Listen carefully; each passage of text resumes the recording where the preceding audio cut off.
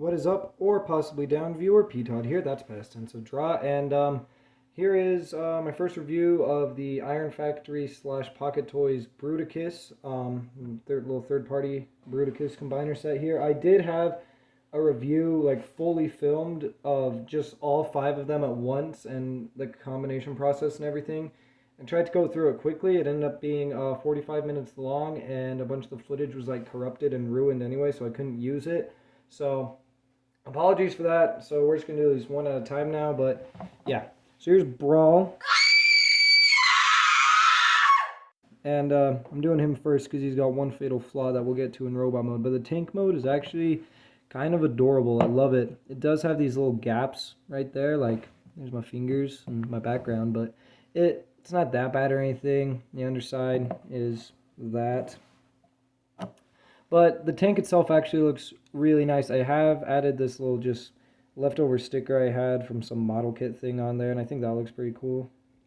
That wasn't included with the set. I just added that because I thought it would look cool, and lo and behold, it does. The shade of green is really nice. I like how the treads are gunmetal. That looks pretty cool. It cleans up really well. It's got this nice big turret on top that can rotate, but it rotates in a weird way because, like, it can rotate, but, like, it's very sort of off center, and then because the way it does that is because it's detachable, right? So you've got that port there, and that port is filled up by this peg, but the thing that holds that peg in place also rotates.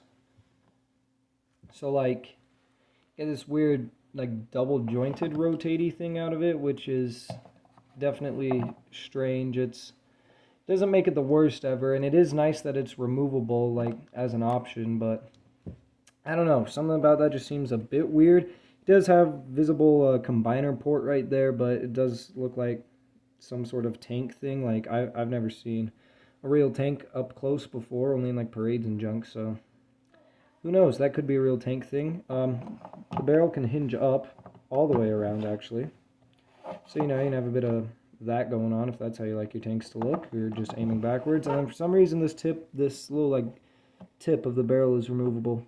I don't know why that's a thing, but yeah, he's a nice little tank mode. I like him a lot in tank mode. For size comparison, I just got a bunch of things here that I want to compare him with. So here he is with another one of my third-party Legend scale toys, the DX9 Ranton. A little Ultra Magnus here. This guy's really good. Here's Core Class RC from Studio Series. I couldn't find her little kickstand gun because it's so puny, but there's that, so you can see there. I was expecting this to be a bit smaller, actually. It's a bit bigger than I thought. Like, here is Deluxe Brawn from SS86, so Brawn and Brawl. Who would have thought? But yeah, he's about, like, really small deluxe size. And here he is with another green tank, Hardhead from Titan's Return. I love this guy so much. So yeah, that's the tank mode. It looks like a tank, acts like a tank, and functions as a little tank of this size should. So that's all I have to say about it. Let's transform it. So transformation is pretty sweet and simple. I'm not going to dive, like, too deep into it, but you're just going to take these little treads and flip those around. And just to make it a bit easier, I am going to remove the turret. You can totally, like, you can try and leave it on, but it just makes it, like, a bazillion times easier to take it off. So I'm going to just do that, but you can leave it on if you want to.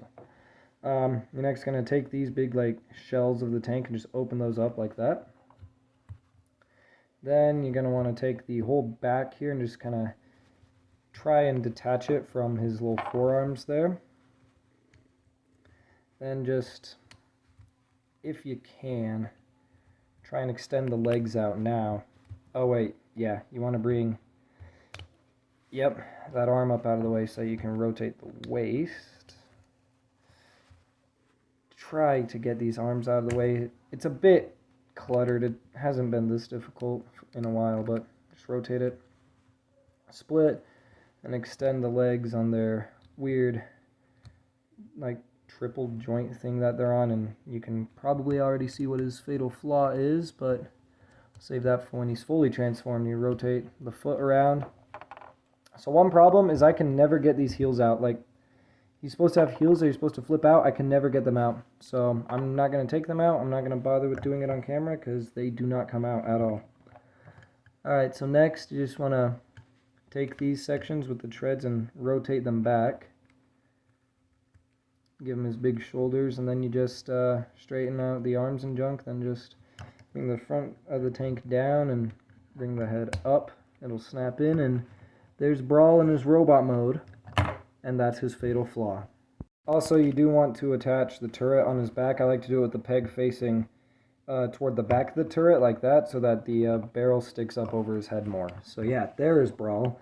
And I'm going to just say it right now. Yeah, that's not good. He can barely stand, can barely hold up his own weight, and that's really a problem because like I love the way he looks. He looks really cool. I did manage to get him to hold a few poses, and like the robot mode just looks really sick, but it's those dang super loose knees, and they weren't loose out of the box. I transformed him once, and then they were just cursed to be this loose forever, so maybe it's something I did. And then that just directly helps his other problem where I can't get the heels out ever. So it's sad because like he looks really cool, but you just can't.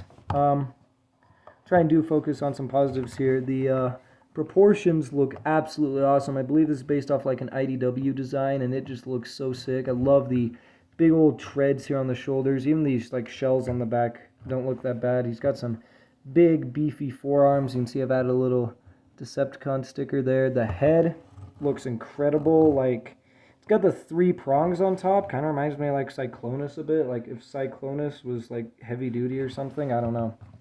The front of the tank forming the chest is always a nice one. He's got a bit of a purple midriff going on. And like I said, the proportions just look awesome. It's just, I wish he could stand. Like, I have to lead him forward to stand him up here. For weapons, you think for a guy who turns into a tank, he'd come with like a bazooka. Or the way I like to see is he just uses the turret on top as a weapon. Because according to the instructions, he is supposed to wield these little dual like SMG things. Which he can sort of do. There we go. And yeah, as you saw in his pose picture, he can hold these. And, you know, these look cool, but, like, for a guy who's a tank, I imagine him having, like, some bigger weapons. So, what I am going to do, if I choose to display these guys in their individual robot modes rather than combined mode, is just, you know, maybe just throw that on right there. That doesn't look bad, right? Sort of like fusion cannon with a shield, maybe? I don't know. I might do that, because that looks good, and it does take a bit of weight off his back, so it will make him easier to stand. Or not, apparently. We'll do robot mode size now. That fell down. That was totally not supposed to happen. I apologize for that, but before we move into the size comparisons for the robot mode, I should probably talk about that whole PulseCon thing that happened. You know, it was cool to see Thew up there. I love Thew. We all love Thew, but had some cool looking figures. The Rock Lord guys look pretty sick. I really want to get Chase when he comes out. Might hold off on some of the other ones, but yeah. I'm really happy with what was revealed at PulseCon. Can't wait for Leader Class G1 Sandstorm, because I love Sandstorm's design. I really want his Thrilling 30 figure, but I'm going to try and get a hold of Sandstorm and Chase when they come out. But anyways, size comparisons. He gets to hang his head in shame because he can't stand, and he has to hang his head in shame in order to stand. There's Brawl. I messed that up. Every time I film this, I messed it up, so there's no point in trying it. Brawl and Brawn. Ranton. That's a bit loose. RC. And Hardhead. So there's that. So overall, I think Brawl might just be my least favorite of the Combaticons, and you know, I really wanted to like him because like his design is sick, he looks awesome, but it's just those knees. I can't live with that. Like, I'm trying to stand him up and there, stay.